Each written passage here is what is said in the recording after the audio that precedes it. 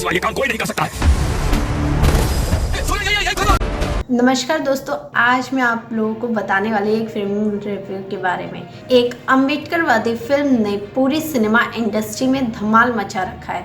कैसे ब्राह्मणवादी ताकतों ने बौद्ध धर्म की शिक्षाओं को नष्ट करने का प्रयास किया और किसने उनकी रक्षा की। अंग्रेजों ने इस दुनिया की सबसे बड़ी सोने की खदानों में से एक मुहाना किया है। 900 टन से ज़्यादा सोना इंग्लैंड ले गए।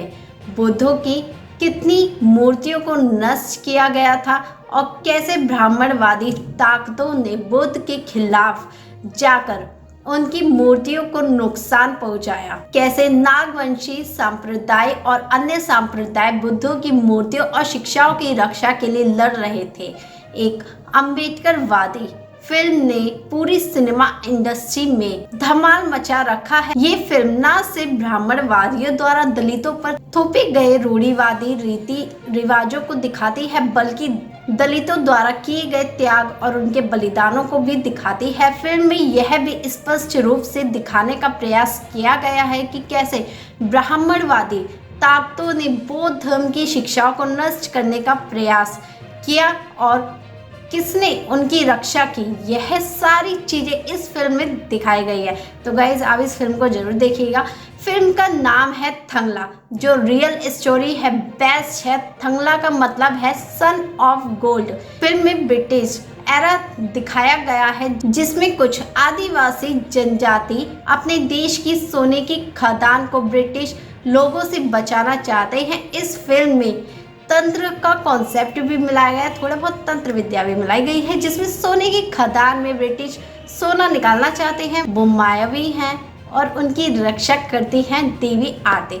दरअसल प्राचीन में भारत की सोने की चिड़िया कहा जाता था। प्राचीन में भारत को एक सोने की चिड़िया कहा जाता था, जिसमें अंग्रेजों ने दुनिया की सबसे बड़ी सोने की खदानों में से एक दोहना किया और 900 टन से ज़्यादा अधिक सोना इंग्लैंड ले गया, जिसमें कि एक कोहिनूर डायमंड भी है, जो कि भारत का था, अभी भी इंग्लैंड में है। इस कहानी से अनजान है फिल्म इस सोने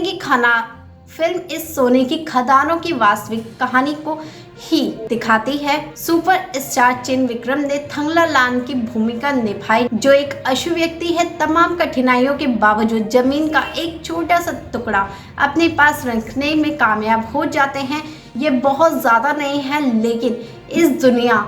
लेकिन ऐसी दुनिया में जहां उसके अस्तित्व को ही सामाजिक व्यवस्था के लिए अपमान के रूप में देखा जाता है, ये थंगला के पास जमीन का यह टुकड़ा जमींदारों की आंख में चुभ रहा है। ऐसे में एक स्थानीय जमींदार सारी सिधारी जैसे प्रणीता करना शुरू कर देते हैं और कैसे तिकड़म के साथ थंगला में उसकी जमीन छीन लेते हैं। इतनी ही नहीं, जमीन छीनने के बाद जमींदार थंगला और उसके परिवार के 7 सदस्यों को प्रथम को अकेला धंगेलना चाहते हैं और बंधुआ मजदूरियों का एक बड़ा रूप है, जो गुलामी से भी बदतर। थंगला भारत में हादसे पर बड़े समुदाय के बीच साझा विरासतियों के अवधारणा को खोजती है। उत्पीड़न में थंगला अपनी नागा पहचान की खोज करते हैं। फिल्म अनुसूचित जातियों और अनुसूचित जनजातियों और अन्य पिछड़े वर्गों पर आधारित है।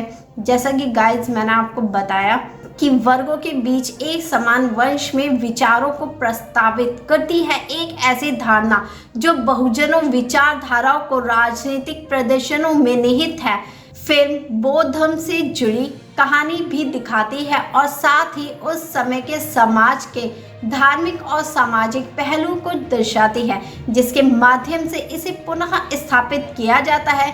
फिल्म यह भी दिखाती है कि बौद्ध की कहानियाँ और बौद्ध की कितनी सारी मूर्तियों को नष्ट किया गया था। दरअसल ब्राह्मणवादी बौद्ध धर्म की उनकी शिक्षाओं की निंदा करते थे, इसलिए उन्हें बौद्ध धर्म से जुड़ी कोई भी बात पसंद नहीं आती थी।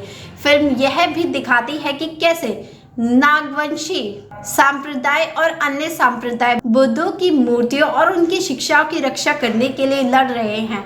फिल्म में बुद्ध की शिक्षाओं की रक्षा नाग निगा की भूमिका का उल्लेख भी किया गया है।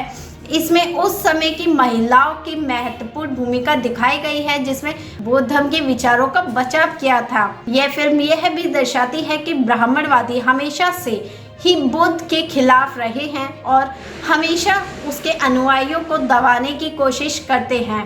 हालांकि भारत में रहकर ऐसी सच्चाई को पेश करना बहुत ही मुश्किल काम था। अपनी फिल्म में उन्होंने बौद्ध धर्म की विचारधारा को बहुत ही यथार्थवादी ढंग से चित्रित किया है। फिल्म 15 अगस्त को ही रिलीज हो चुकी है। गाइज, आप लोगों को ये फिल्म जरूर वॉच करनी चाहिए क्योंकि ये आप लोगों के लिए बहुत ही एक ऑथेंटिक जानकारी के साथ है कि कैसे बौद्ध की शिक्षाओं को ब्राह्मणवादी ताकतों ने नष्ट किया है। नमस्कार।